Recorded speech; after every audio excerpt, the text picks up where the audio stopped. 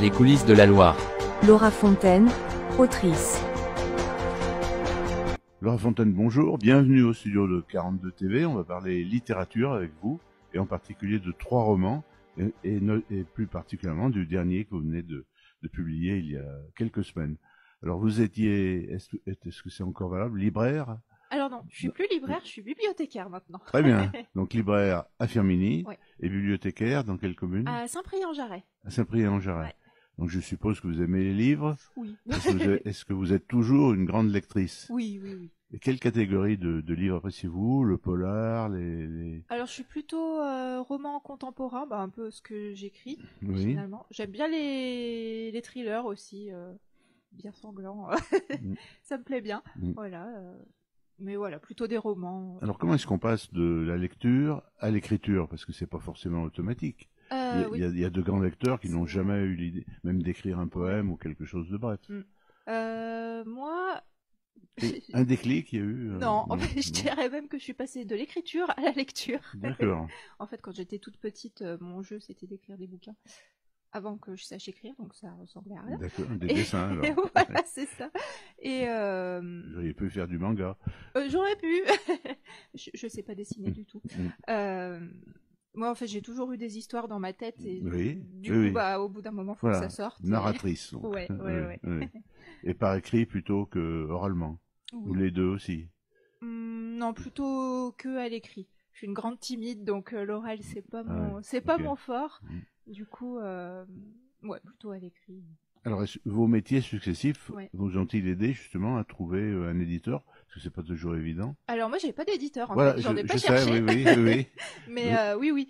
En fait, moi, j'ai fait une formation en métier du livre, édition et librairie. Donc j'ai fait des On a un stages en pays édition. où il y a énormément d'éditeurs. Hein. Ah c'est oui, extraordinaire. c'est oui. clair. Et au moment de mes études, j'étais plus intéressée par la librairie, parce que j'avais envie de parler de bouquins avec les gens, voilà. Parce que je suis pas à l'aise à l'oral, mais Donc par contre quand je parle de lecture, là ça va. en aparté, voilà, Voilà. à des petits groupes ou à des individus qui aiment les livres. Et puis plus ça allait, plus j'avais envie d'écrire, de publier, tout ça. Et je me suis dit, je sais faire, j'ai appris à le faire. Donc je vais voir ce que ça donne toute seule. Donc j'ai pas cherché d'éditeur en fait. J'avais envie de faire mon livre de A à Z. Il faut connaître des imprimeurs quand même, ou Ouais, éventuellement des illustrateurs aussi pour les unes, des photographes. Faut s'entourer. Et ça, de vous plein de connaissiez personnes. des imprimeurs? Alors je connaissais pas grand monde, mais du coup j'ai cherché. Il y en a moins aussi. Il y a quand même ils sont victimes de la crise économique. Il y en avait beaucoup à Saint-Étienne. Et là, il y a de grosses imprimeries qui ont disparu. Ah oui. Et des petites qui ont des difficultés à survivre. Alors, on va voir, dans les 3 livres que vous avez sortis, vous avez parlé de thrillers, que vous les aimez beaucoup, que l'ambiance des thrillers. Est-ce qu'on la retrouve dans vos ouvrages? Non. Non. Est-ce qu'ils ont un trait commun? Il y a, en fait, non, thriller, rien du tout. Il y a un point commun entre presque tous mes livres, j'ai envie de dire. C'est parce que moi, j'aime beaucoup la musique. J'étais musicienne quelque temps. D'accord. Puis bon, j'ai choisi de consacrer mon temps à mes livres, donc je fais plus de musique, mais je parle pas mal de musique. Il y a toujours un personnage qui est musicien. Dans Le Chant des Racines, c'est carrément le thème principal du livre. Le titre voilà. correspond. Voilà, il y a pas mal de quêtes de soi, de se réaliser dans ce qu'on a envie. Voilà, c'est un peu Alors des personnages thèmes, aussi, voilà. j'ai trouvé des personnages bien campés, hein, bien identifiés, le père, la fille, le petit copain, les relations entre le frère et la sœur. Donc, tout ça, c'est un petit peu votre ADN, comme on dit aujourd'hui. Ouais, c'est vrai que je travaille pas mal mes personnages, j'ai envie qu'ils soient presque, qu'ils deviennent réels presque. Mais bon. Alors moi, j'ai lu le dernier livre, donc j'ai bien aimé les personnages. Et puis l'immersion aussi dans un autre pays où j'ai eu le plaisir de visiter il y a pas mal de temps, qui est la Norvège, qui est quand même un pays insolite avec des jours extrêmement longs, selon les périodes, ou extrêmement brèves. Vous connaissez la Norvège, vous l'avez visité? Alors je connais pas, j'y suis pas allée en vrai. Mais là, je peux vous dire vous avez lu des atlas après avoir écrit mon bouquin, je peux vous organiser votre voyage, c'est bon, je D'accord. suis calée. Tu vas aller à Trondheim, Voilà, visiter c'est Oslo. ça. C'est vrai qu'il fait encore plus froid que ces jours-ci. Ah oui, là. En France, oui. Ouais, en fait, ce que j'aime bien aussi dans l'écriture, c'est que j'aime beaucoup faire des recherches. En fait, je suis hyper curieuse et du coup, je suis un peu frustrée parce que je me dis, mais en fait, j'aurais pas le temps de vivre tout ce que j'ai envie de vivre. On va tout dire, bien sûr. Ouais. Et du coup, écrire des histoires de personnes qui vivent ça, qui vont visiter des pays, qui exercent des métiers qui m'intriguent. Du coup, je fais plein de recherches, je me documente et j'apprends plein de choses en même temps. Alors la découverte, est-ce que ça fait partie aussi des 2 précédents romans que vous avez écrits? Oui. Donc Danse avec la nuit, c'est le tout dernier qui se passe en Norvège où c'est des artistes de cirque. Le Chant des racines, c'est celui qui est sorti juste avant, c'est l'histoire d'un luthier qui cherche du bois pour faire son prochain instrument. Donc ça aussi, j'ai beaucoup cherché comment on faisait les instruments, le bois qu'il fallait, tout ça. Et le tout premier que j'ai pas ici, c'est Blotti contre les montagnes. Lui, j'ai fait pas mal de recherches au niveau historique parce qu'il y a une partie qui se passe pendant la Seconde Guerre mondiale. Donc c'était moins sur des métiers. Des Parisiens ou des qui lieux, sont expatriés en province, voilà, dans le Cantal, je crois. Hein, c'est ça, oui. ouais. Alors moi j'ai uniquement lu le dernier. Le dernier, ouais. Est-ce que vous avez eu l'impression d'avoir progressé ou changé un petit peu votre style d'écriture au fur et à mesure des diverses éditions, quoi. Ouais, je pense un peu. Après, c'est difficile à mesurer parce que les histoires sont tellement différentes que voilà. Mais au niveau de l'écriture, moi, quand je travaille dessus, c'est sûr que c'est de plus en plus fluide, ça va pas de plus en plus vite, mais c'est de plus en plus facile pour moi. Voilà. Après, je sais pas quand les personnes lisent mes romans, s'ils remarquent une évolution ou pas, mais...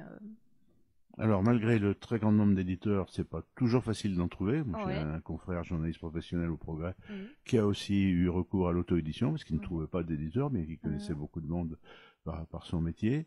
Ensuite, il y a ce qu'on appelle la promotion. Et là, vous avez dû être aidé par vos 2 métiers de libraire et de... complètement. Ouais. Et là, c'est pas toujours à la portée de tout le monde.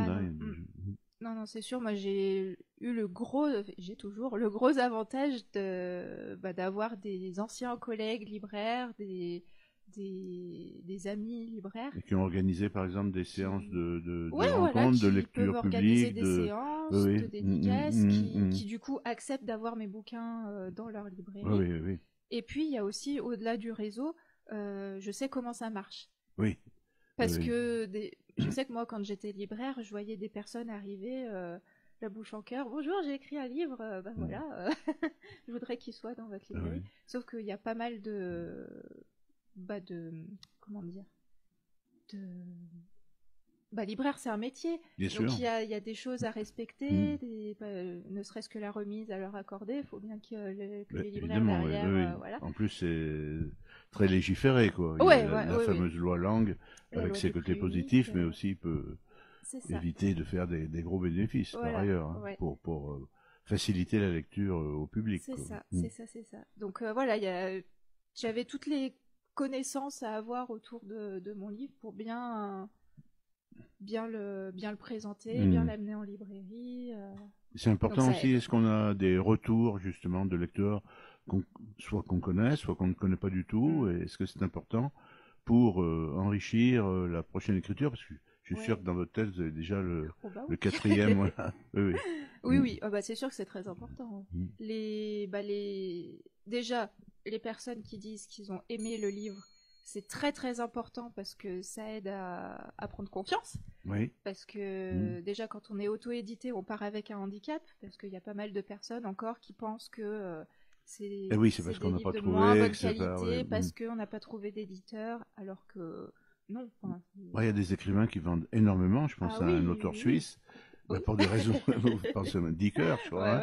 Il a créé sa propre maison d'édition pour pas trop enrichir les éditeurs qui se sont quand même régalés avec lui, parce qu'il a eu des ventes exceptionnelles. Complètement, Et donc, ne serait-ce que pour ça, les retours positifs, c'est très très important. Et puis, il y a aussi les retours plus constructifs de choses qui vont pas. Moi, je sais qu'en fait, dès l'écriture de mon livre, je m'entoure de lecteurs pour avoir des retours avant la publication. Pour qu'ils tout disent, ça, c'est bien structuré. Ah bah écoute, ce personnage, il est pas top. Ou, là, l'intrigue, on devine trop vite. Il faudrait que tu rajoutes ceci, cela. Et du coup, ça aide là, vous en tenez compte à retravailler de ces le texte. Là, positif. Ouais, voilà. Alors, celui-ci, j'ai dit, c'est dans le milieu du cirque en France, en Norvège. Ça se termine bien, parce qu'il y a un gros différent familial, père. Oui, ça part mal. Hein. Ça part assez mal. La mère est décédée, la pauvre. Et ça se termine plutôt bien, quand même. Oui. Le prochain, ça va être sur quel thème et dans quel pays on va aller? Alors, le prochain, ça va se passer en Irlande. Ah. Voilà. On va toujours dans le nord, là, de l'Europe. Ouais, c'est vrai que c'est mon... Moi, je suis bien branchée. Où il fait pas trop chaud, pas trop de soleil, j'aime bien. Oui. Voilà, il va se passer en Irlande et ça va ressembler un petit peu à mon tout premier roman, avec une histoire de secret de famille où on part un peu dans l'historique par moment. Donc... On aura plaisir d'aller faire un tour en Irlande dans quelques mois, lorsque... Vous avez le titre déjà, non? Pas encore? Pas encore, c'est pas encore fixé. En principe, dans la presse, le titre, on le met à la fin. Voilà, c'est ça. Merci beaucoup. Peut-être un mot, dans quel endroit peut-on le trouver, sans faire de publicité? Alors, un ou deux libraires du Sud-Loire? Mon livre, il est disponible en librairie à l'Hirondelle, à Firminy. Oui. Il y a la librairie Bleu comme une orange à la Talaudière. Après à Saint-Étienne, librairie de Paris, Forum. D'accord. Voilà. Et sinon, si le livre n'est pas physiquement dans la librairie, on peut toujours le commander. Le libraire a une adresse mail à donner pour le commande, pour la commande. Sinon, moi j'ai mon site internet aussi. Il faut nous le donner, ça. J'ai un site internet où je peux envoyer mon livre dédicacé. Donc c'est www.laurafontaine.fr. Eh ben merci beaucoup et bientôt pour une prochaine parution.